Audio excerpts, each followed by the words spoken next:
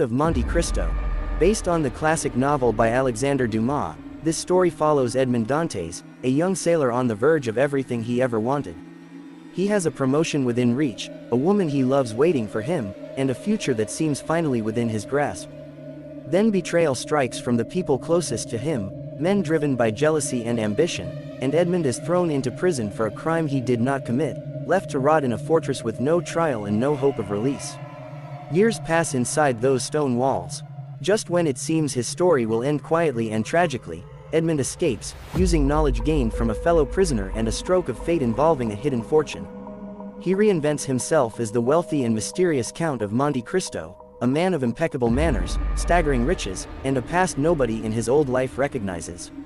Slowly, deliberately, he begins a calculated campaign to destroy the men who ruined his life, inserting himself into their world piece by piece until their downfall feels less like an attack and more like the natural collapse of lives built on lies. What makes this story so satisfying is the patience behind it.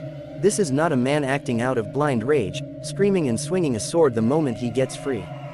This is a man who plans every move, who studies his enemies, learns their weaknesses, and understands that the sweetest revenge is the kind that feels inevitable to the person receiving it.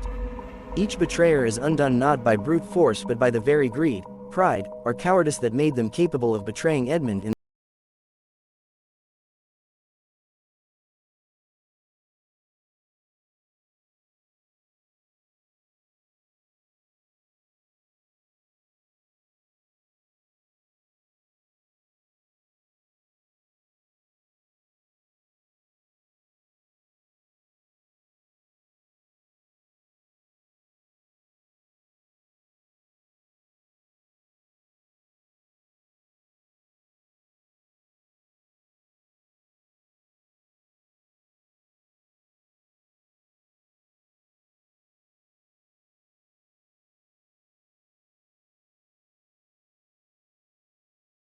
2009. Quentin Tarantino took history and rewrote it with this film, blending real-world events with pure cinematic fantasy in a way only he could pull off. The story follows a group of Jewish American soldiers hunting Nazis across occupied France, earning a fearsome reputation for brutality that spreads through enemy ranks like a ghost story soldiers whisper to each other before battle. Running parallel to their mission is the story of a young woman named Shoshana, seeking her own quiet, patient revenge against the man who murdered her family in the film's unforgettable opening scene. Christoph Waltz delivers one of the most terrifying and captivating villain performances ever filmed as Colonel Hans Landa, a man whose politeness is somehow more frightening than any shouted threat could ever be. He speaks in multiple languages, smiles warmly, and dismantles his victims with questions so calm and precise that the tension becomes almost unbearable before a single shot is fired. Tarantino's signature dialogue turns even the quietest scenes, a conversation over a glass of milk, a card game in a tavern, into unbearable tension that rivals any action sequence in the film. What makes this film so unique is how it combines dark humor, brutal violence, and genuine emotional stakes into one explosive finale. Tarantino refuses to treat history as untouchable, choosing instead to give audiences the kind of ending that real history never allowed, and it lands with the force of pure catharsis precisely because it feels so unearned by the real world and so deeply earned by the story itself. Every thread the film has been carefully weaving, the bastards, Shoshana's plan, Landa's ambitions, collides inside a burning movie theater in one of the most audacious climaxes ever put to film. It is loud, it is stylish, and it is deeply satisfying in a way only Tarantino could deliver, mixing grindhouse energy with genuine historical weight. Underneath the spectacle is a film obsessed with the power of storytelling itself, how movies, propaganda, and legend can shape the world just as much as bullets can. Few revenge films dare to be this ambitious in scope, and even fewer manage to pull it off this well. People keep asking if I'm back, and I haven't really had an answer. But now, yeah, I'm thinking I'm back. Number 3. John Wick, released in 2014. Sometimes the simplest premise creates the most legendary revenge story. A retired hitman just wants to grieve in peace after losing his wife, along with the one last gift she left him before she passed, a puppy meant to give him something to care for while he learned how to be a person again instead of a weapon. When a group of criminals kill that dog and steal his car, in a moment of casual cruelty that barely registers to them, they have no idea what they just unleashed back onto the world. John Wick is not a complicated film, but it is a perfectly executed one, and that simplicity is exactly the point. Keanu Reeves brings a quiet intensity to the role, playing John as a man of few words whose exhaustion and grief are visible in every movement, right up until the moment he picks up a weapon again and something older and colder takes over. The action choreography set a new standard for the entire genre, built around long unbroken takes, real geography, and a philosophy of combat that treats gunfights like brutal, elegant dances rather than chaotic noise. The world building around John also elevates the film far beyond a simple chase for vengeance. The Continental Hotel, the gold coins, the unspoken rules of the criminal underworld, all of it creates a mythology that makes John's rampage feel like it is tearing through an entire hidden society rather than just a handful of goons in an alley. Every person he meets seems to know exactly who he is and exactly what that means, and their fear tells the audience everything it needs to know about the man history says he used to be. This film proved that revenge does not need a complex backstory to hit hard. Sometimes all you need is a reason simple enough for everyone to understand: grief, love, and the theft of the last piece of a life someone was trying to hold onto, and violence precise enough to make you believe every second of it. It launched a franchise, redefined modern action cinema, and reminded audiences everywhere that the quietest men are often the ones you should fear the most. 당신의 진짜 실수는 대답을 못 찾은 게 아니야. 자꾸 틀린 질문만 하니까 맞는 대답이 나올 리가 없잖아. Number 2, Oldboy, released in 2003. This South Korean masterpiece is one of the most shocking and unforgettable revenge films ever made, a movie that lingers in the mind long after most others have faded.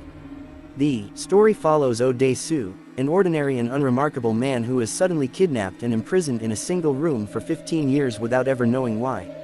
He has no contact with the outside world beyond a television, no explanation, no captor to plead with, just years upon years of isolation slowly reshaping who he is. When he is suddenly released, dumped back into the world with no warning, he has only days to find out who did this to him and why, all while being manipulated by a mysterious figure controlling him from the shadows, feeding him clues that always seem to lead exactly where his unseen enemy wants him to go. What follows is a descent into one of the darkest and most twisted stories in cinema history, a mystery that becomes more disturbing with every layer that gets peeled back. The legendary hallway fight scene alone has influenced countless action films since, a single continuous take of Oh Dae-soo fighting through a corridor of enemies with a hammer, exhausted, bleeding, and utterly relentless. It is raw and unpolished in a way that makes it feel painfully real, nothing like the smooth choreography of a typical action film. But it is the final twist that truly cements this film's place in history, a revelation so devastating that it recontextualizes everything the audience thought they understood about the story up to that point. This is not a movie you simply watch. It is a movie that stays with you long after the credits roll, forcing you to reconsider what revenge actually costs, not just for the person seeking it, but for everyone caught in its orbit. It asks whether some truths are better left buried, and whether the pursuit of answers can become its own kind of prison, one far worse than any locked room. The general who became a slave. The slave who became a gladiator. The gladiator who defied an emperor. Number 1. Gladiator, released in 2000. Ridley Scott's epic follows Maximus, a Roman general beloved by his soldiers and respected across the empire, a man who simply wants to finish this final campaign and return home to his family and his farm. Instead, he is betrayed by the corrupt new Emperor Commodus, who murders his family and sells him into slavery, stripping away everything that gave his life meaning in a single, brutal act of jealousy and fear. Stripped of everything he once had, his rank, his home, his name, Maximus rises through the brutal world of gladiatorial combat with a single goal in mind: to stand before the man who destroyed his life and take everything back. Every fight in the arena becomes a step toward that reckoning, and every victory earns him something more valuable than gold: the love of a crowd that begins to see in him exactly the kind of leader Rome desperately needs and no longer has. This film has it all: breathtaking scale, unforgettable battles from the opening clash in the German forests to the roaring chaos of the Colosseum, and a lead performance from Russell Crowe that earned him an Academy Award for capturing both the ferocity of a warrior and the quiet grief of a man who has lost absolutely everything.